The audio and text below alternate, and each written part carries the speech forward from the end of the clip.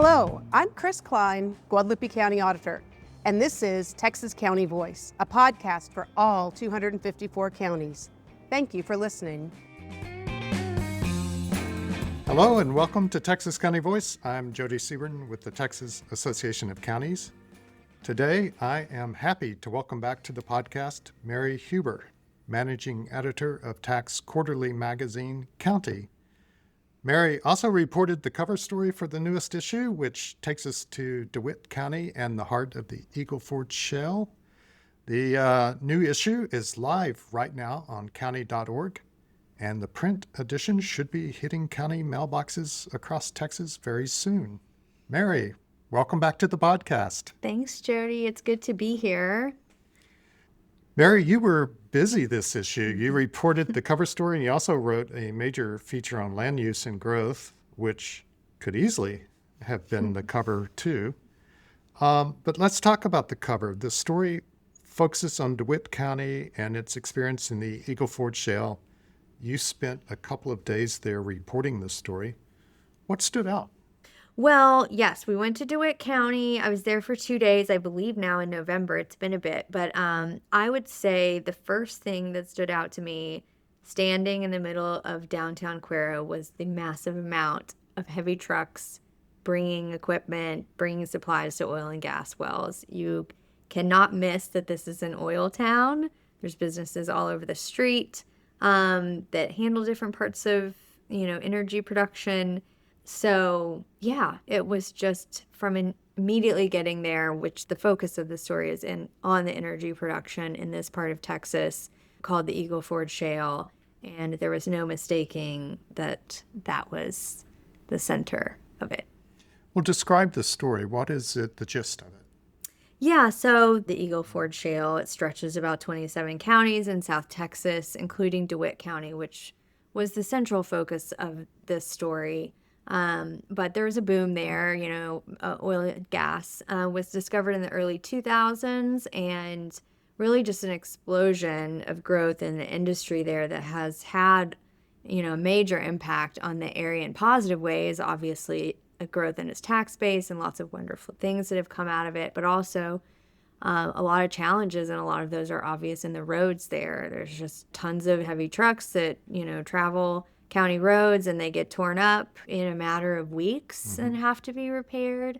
So that's just something that they have struggled with and worked with the state to get funding to address those issues, and are still in the process of doing that year after year to try to manage that. Yeah, so what was their solution? Because that's also a main point of the story.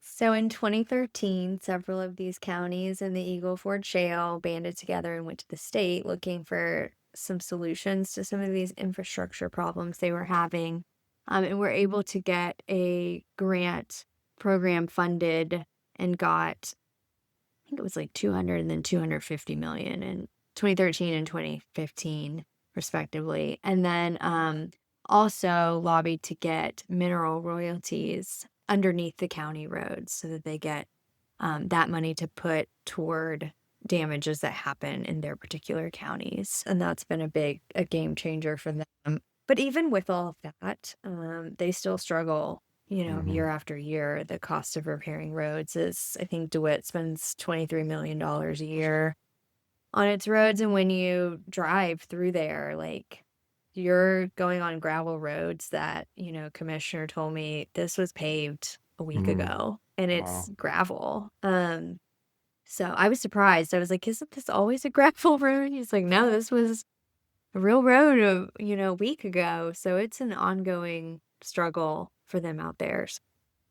Well, the story grew out of our Texas County Storytellers Initiative, which we launched last fall, and which I think you talked about the last time you were on the podcast. Yeah, it's been a bit. So for anyone who missed that episode, can you remind listeners what the County Storytellers Initiative is? Yes, so you're right. This is the first story that we've done for this campaign that we launched last year and started building last year. So this is our first story from what is going to be an ongoing series that we will put out quarterly that highlights different counties and the work they are doing that's making an impact in their regions and statewide.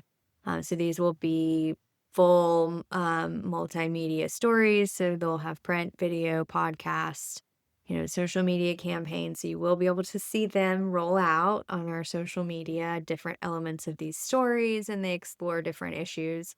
So DeWitt is this first one. And then as we speak, they're about to go record in Galveston County for our second story in this campaign. So yeah, you can follow along through the quarters to come, and we'll have different stories. And it was, a great experience working on this one. So Yeah, the more to come. Galveston story will be in our spring issue, coming out around the 1st of May. And the Hogue County Storytellers Initiative, this is Wise County Judge J.D. Clark, who's the president of the National Association of Counties. This is his presidential initiative. And in December, he hosted a county storyteller symposium in Decatur in Wise County. And I was there. The symposium featured author S.C. Gwynn, who is best known as the author of Empire of the Summer Moon. Mary, have you read Empire of the Summer Moon? You know what? I haven't. Get thee You to recommend it? Get thee to a Oh bookstore. gosh. It's one of the best books I've read the last 15 years. It's about the Comanches in Texas, the rise and fall of the Comanches. That's Excellent. interesting. Anyway, Sam Gwynn was a featured speaker at the symposium, as was singer-songwriter Drew Kennedy. And both talked about what makes memorable and meaningful stories, especially when you're trying to explain complex issues, or in the terms of songwriting, complex emotions in, just a few minutes. And then afterward, I caught up with Judge Clark to get his thoughts on the symposium. It was a good opportunity for us to, number one, bring people to my home county, which is fun to get to show that off and let people experience where I live and the things and people that I love. But we were able to gather in our historic courthouse, which is a story all of its own in terms of how it was built, the things that she's seen over the years, and then the restoration. And so we got to experience that. And in that historic space, being able to bring in an author and historian like S.C. Gwynn and talk about his craft of telling a story, and then on the other end of the spectrum, less on historic facts, but more on hitting that emotional chord, Drew Kennedy, singer-songwriter. I think they gave us all a lot to think about and sparked some pieces of inspiration about, number one, what we need to be looking for as county officials on a project that may resonate emotionally, but number two, how to be impactful with it. We don't have infinite time with constituents or with federal policymakers or state legislators to run through a long, dry history of everything that's happened. We have to have our story together, and like they said, you've got to have a character, you've got to have an issue you're working on, and you've got to hit those emotions. And so what I heard from a lot of fellow board members is it gave them some things to think about of approaching the county stories beyond the data, beyond the statistics, but how do we take that information and make it resonate with somebody? And it was a great experience, and really proud to host them. Yeah, I think Sam Gwynn's takeaway was, how do you create a narrative out of a collection of facts? And Drew Kennedy, who was fantastic, Yeah. Drew Kennedy, Great. was more, I think, on the emotional side. How do you take a story and get at the core emotion of it? Yeah, I agree with that. And I thought Gwynn really gave some great examples of taking chronological historical facts, but you can still move them around to structure your story to make it hit how you need it to hit emotionally or memorably. And Drew, I thought, was so good too, because you're right. He talked a lot about, how do I distill the emotion of an experience or the essence of a person, but at the same time do it in about 3 minutes. And I thought he did a great job, especially one of his songs, Lizzie, that he did about his great-grandmother immigrating over from Ireland. He had a long narrative about her experience, her life, and he read that for us, and then juxtaposed that with 3-minute song of trying to distill the feelings, the people, the place, into a memorable 3-minute snapshot. And I think that's a good lesson for us too. Well, Mary, the new issue of County Magazine shifts gears to another huge topic for counties, and that's population growth. A lot of Texans don't realize that counties have very limited authority when it comes to land use and development. And in your story, you take readers from Round Top to New Braunfels in Comal County to Webb County. What do they have in common when it comes to growth challenges? Yeah, so these are obviously very different places across the state that have a lot of different growth challenges, like everywhere in Texas. I think the issues vary from place to place. So when you're talking about a place like Round Top, they obviously have their famous antiques fair. They get a lot of people that travel in for that, and so they've seen a lot of growth in their Airbnbs and a lot of tourist kind of spots that feed that. And then you go to Comal County, which has very different issues. The growth there has been explosive. And if you've ever been to New Braunfels, then you know you're tubing down the river. That's what you do when you go there. Water activities is a big part of their draw. And, the biggest thing they're seeing from their growth is, struggles over water and water availability and sustainability. And then, going to the border, in Webb County, they're looking at developments, a lot of colonias that have been there, through the years, and how do they regulate those and bring services up to, the level that they need to be. So it's different everywhere. And this story really focuses on how counties are able to address that and how they are not. Like you said, cities have a lot more authority on land use. They can decide certain zoning of where industrial or residential is built. They can create historic districts, all kinds of things that counties can't do. So this kind of explores those different issues and what counties are doing to address that. Yeah, Round Top is in Fayette County, we should mention. Yes. So beyond those two big features, the issue, as all issues at County Magazine are, is packed with stories from across the state. One looks at how counties are using drones. Another looks at rodeos, which aren't just a Texas tradition, but a real economic driver for many counties. Do you want to give us a quick snapshot of the rest of the magazine? Yeah, so you mentioned the drone story. It's interesting, these new technologies, and now not necessarily a new technology. Drones have been, around for a while, but they're being used in different ways by counties. And, you see a lot of that in emergency response, flood mapping, assessing property damage. It was obviously a really notable thing in this, the latest flood in Kerr County, that drones were used to help with flood response there. And, so this just looks at a couple of ways that drones are being used. And yes, you mentioned rodeos. A fun story. I think someone is quoted in the story telling how, rodeos and cowboys are really in right now. So cowboy culture is kind of having a moment. And that's been a really good thing for rodeos in Texas, which do draw a lot of people and visitors and helps the local economy. Have you been to a rodeo, Mary? I have been to many a rodeo. Oh, Yes. Good for you. Yeah. I've actually been to the Austin rodeo, and it's a good time. Yeah, good times. Yeah, I grew up going to rodeos, and yeah, Yeah. Would always you like. call yourself a cowboy? I would not. I mean, maybe at one point when I was showing steers back in the day, maybe. But yeah, no, I wouldn't call myself a cowboy. But I like rodeo. Who doesn't like a Who good doesn't rodeo? like a rodeo? Last thing the feature that I really loved was about Rockwall County, which is the marriage yeah. capital of Texas. Yeah, who knew? Yeah, who knew? But we found out. And that's why you should read County Magazine. You find Yes. out things about this. Rockwall County is the Rockwall marriage County. capital of Texas. It is. And What makes it so? So it has it in the past. Rockwall County used to have a night watchman at their courthouse, and people could come all hours of the night to get marriage, certificates. It's a great history and interesting story for Valentine's Day to learn about Rockwall County being the marriage capital of Texas. And readers this issue will also get introduced to the Texas Association of Counties' new president, Denton County Treasurer Cindy Yates Brown.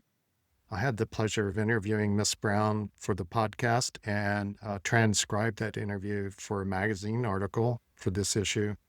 And yeah, she has a really interesting pathway into county government. Started working as a high school student part-time in the Denton County Treasurer's office, eventually becoming the Denton County Treasurer and the president of TAC. Yes. Before we wrap up, I want to mention one short piece that's in the magazine. It's a reminder that TAC's County Best Practices program is open and accepting applications. The program recognizes innovative initiatives that improve county services. It's something TAC does every even-numbered year. In our last podcast episode, I talked about the awards with TAC County Relations Officers Rita Coaches and Jade Madden. And for this episode, I sat down briefly with TAC Executive Director Susan Redford to get her thoughts on why this program matters. The County Best Practices Award program is TAC's way of recognizing counties that go above and beyond, or they're innovative or creative in ways that they tackle issues and solutions that they bring to the table.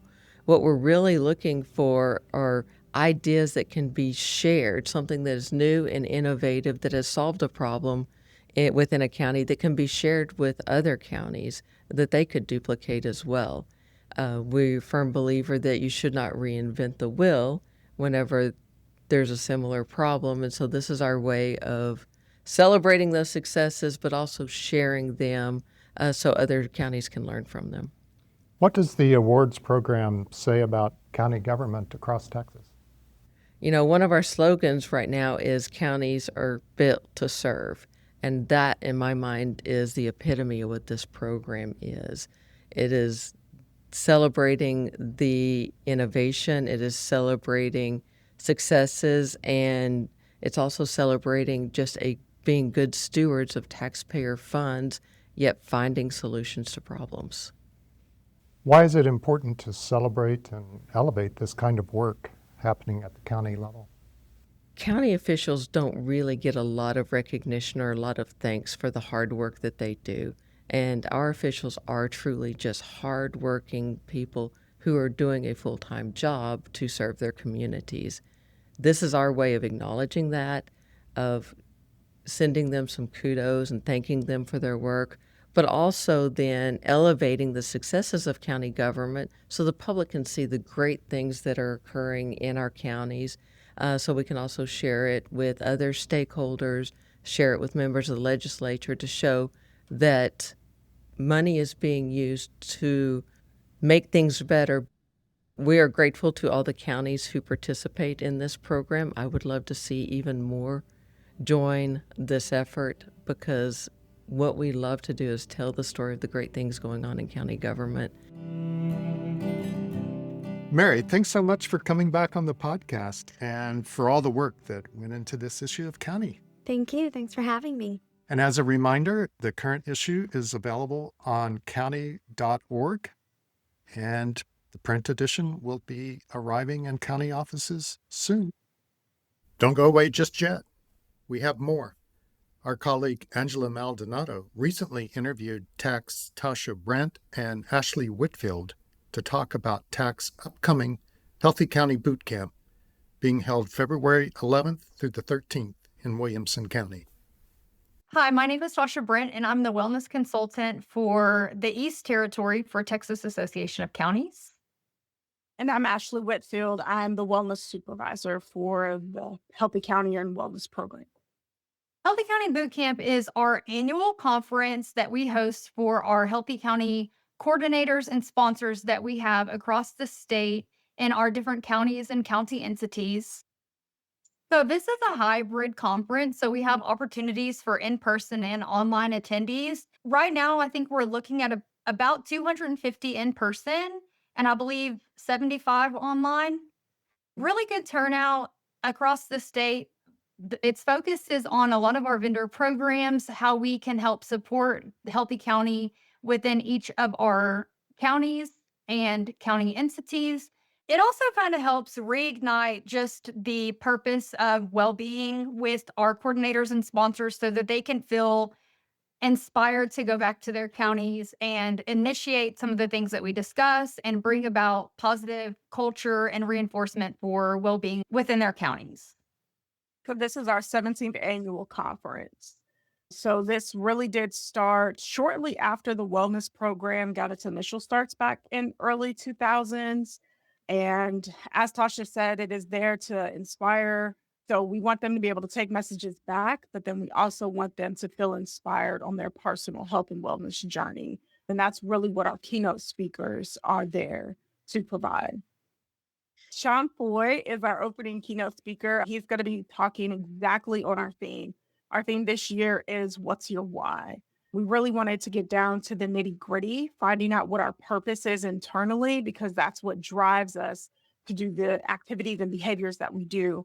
Everybody's why, is different. It really is what fuels them for their purpose, what makes them want to focus on their well-being or do better for themselves. And each person kind of has a different focus, especially depending on where they are in life. If you're younger, your why might be, you want to be in a good place so you can start a family. A lot of people, as they get older, they start to have grandchildren. They want to be healthy and live longer so that they can have fun with their grandkids. There could be other purposes like, financial stability. Everybody's why is different. So it really is just, offering opportunities for being well-rounded and really trying to cover all of those pillars of wellness when we think about our why and what our focus is for why we want to be the best version of ourselves.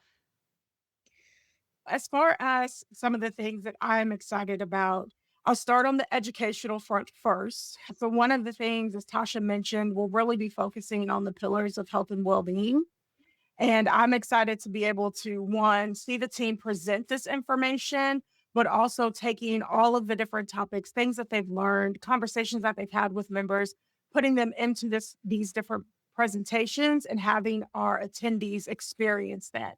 So learning more about intellectual wellness, because we don't really talk about that much. And that will be presented by Tasha, and she's co-presenting with Viral as well.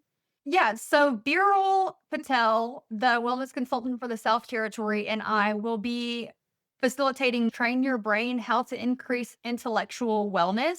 And it's really all about brain health and how to promote brain health and make sure that we are taking care of that too. Because when we talk about health and well-being, a lot of times we really focus on that physical health a lot.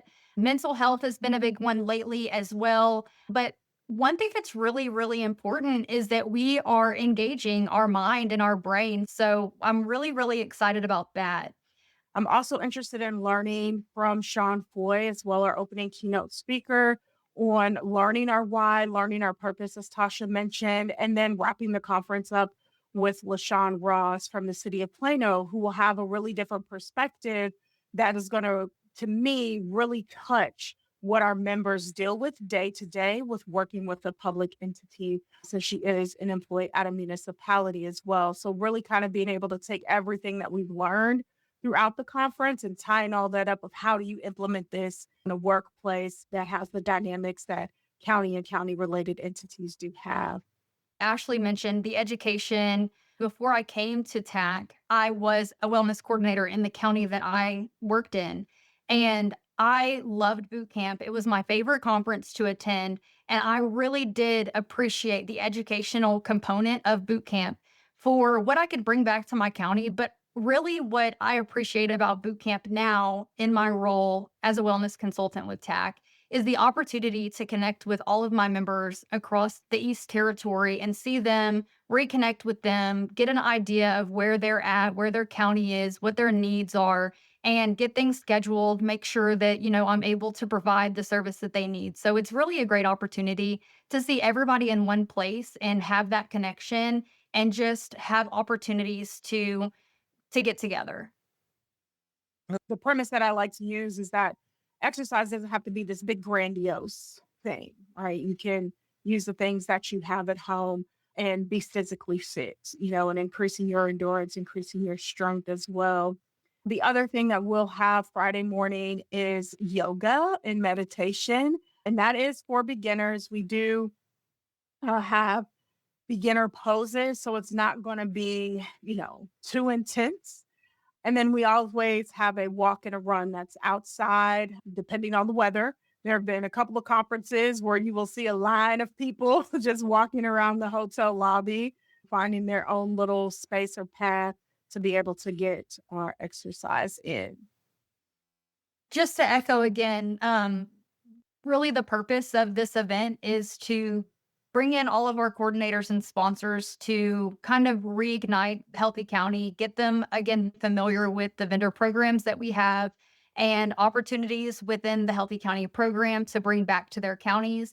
We will welcome you with smiles, hugs if you like them. We also have no touch zones. So, we don't have to give hugs either, high fives, fist bumps, whatever. But definitely want to welcome anybody who you may have been like, I'm not sure if this will fit in my calendar. Just come join in for at least a session or two. So we do welcome everyone. As Ashley had mentioned, I think we're recognizing every county across Texas that'll be represented at the Healthy County Boot Camp. You've been listening to Texas County Voice, a podcast from the Texas Association of Counties about the people, issues, and stories that matter to Texans and Texas counties. To learn more about Texas counties and the Texas Association of Counties, visit county.org. We'll see you next time.